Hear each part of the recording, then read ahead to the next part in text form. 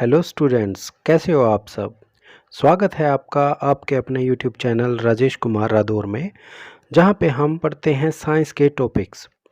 तो हम पिछले लेक्चर में पढ़ रहे थे सिंथेटिक फाइबर। आज सिंथेटिक फाइबर के आगे के हम टॉपिक पढ़ेंगे।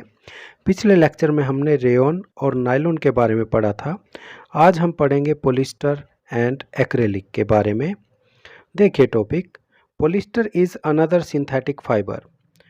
Fabric made from this fiber does not get wrinkled easily। तो पॉलिस्टर भी एक सिंथेटिक फाइबर है और इस फाइबर से जो फैब्रिक बनता है, जो कपड़ा बनता है, उसमें आसानी से रिंकल मतलब सिलवटें नहीं पड़ती। It remains crisp and is easy to wash. ये हमेशा कड़क रहता है, सीधा रहता है और आसानी से इसे धोया जा सकता है। So it is quite suitable for making dress materials. तो ये ड्रेस मटेरियल बनाने के काम आता है और बहुत सूटेबल है ये, मतलब इससे बने हुए ड्रेस मटेरियल काफ़ी अच्छे होते हैं। You must have seen people wearing polyester shirt and other dresses. आपने लोगों को पॉलिस्टर की शर्ट या फिर और ड्रेसेस पहने हुए देखा होगा। Terylene is a popular polyester. Terylene एक बहुत फेमस पॉलिस्टर है। It can be drawn into very fine fibre that can be woven like any other yarn. तो इसे फाइबर की फॉर्म में ड्रॉ किया जा सकता है, मतलब इससे फाइबर बनाए जा सकते हैं जिसको बुनकर धागे बनते हैं। My mother always buy PET bottles, PET bottles and PET jars for storing rice and sugar. I wonder what PET is। तो पहेली कह रही है कि उसकी मदर पेट बोटल्स और पेट जार्स खरीदती है चीनी और चावल स्टोर करने के लिए। तो वो सोच रही है कि ये पेट क्या होता है। तो पेट PET इसकी फुल फॉर्म है polyethylene terephthalate, is a very familiar form of polyester. तो पॉलिस्टर की ये भी एक फॉर्म है।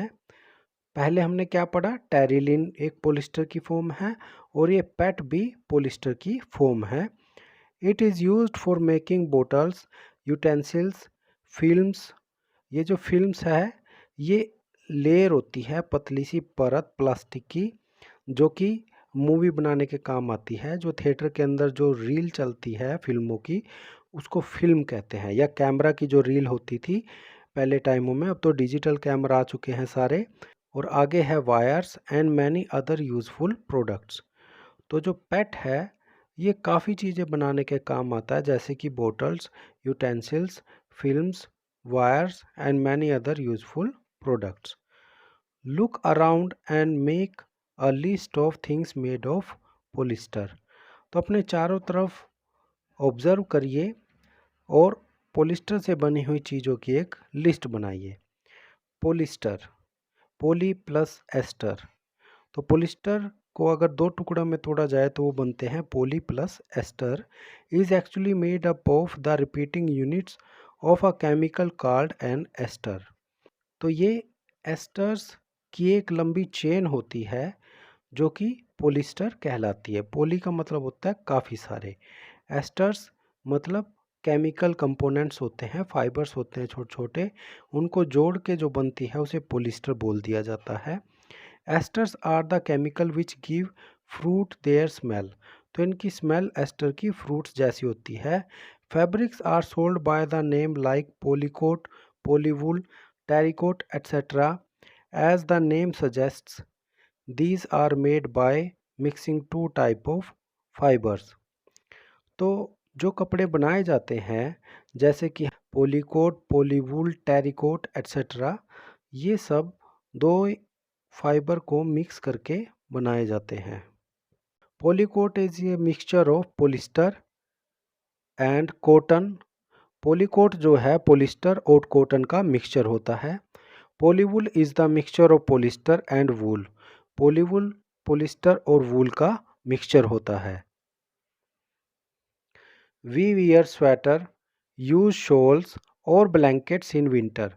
तो हम सर्दियों के अंदर स्वेटर डालते हैं, शॉल ओढ़ते हैं या फिर कंबल ओढ़ते हैं। Many of these are actually not made from natural wool. बहुत सारे इनमें से नेचुरल ऊन से नहीं बने होते। Though they appear to resemble wool, लेकिन वो वूल जैसे दिखाई देते हैं। These are prepared from another type of synthetic fibre called acrylic. तो ये एक अलग तरह के सिंथेटिक फाइबर से बनते हैं जिन्हें हम कहते हैं acrylic. The wool obtained from natural source is quite expensive. Natural source से जो वूल मिलती है वो काफ़ी एक्सपेंसिव होती है।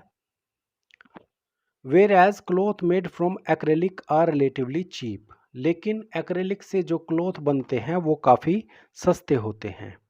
दे are available in a variety of colours, वो काफ़ी सारे कलर्स में अवेलेबल होते हैं। Synthetic fibres are more durable and affordable which make them more popular than natural fibre. तो सिंथेटिक फाइबर से बने हुए कपड़े काफ़ी दिनों तक चलते हैं और अफोर्डेबल भी होते हैं, मतलब सस्ते होते हैं, हर कोई उन्हें खरीद सकता है, इसलिए बहुत ज़्यादा पॉपुलर है नेचुरल फाइबर के कंपेयर में। You have already performed an activity of burning natural and synthetic fiber, activity 3.6 in class 7th।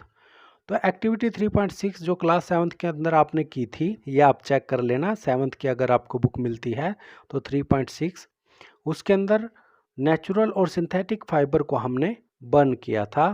What did you observe, तो आपने क्या ऑब्जर्व किया था।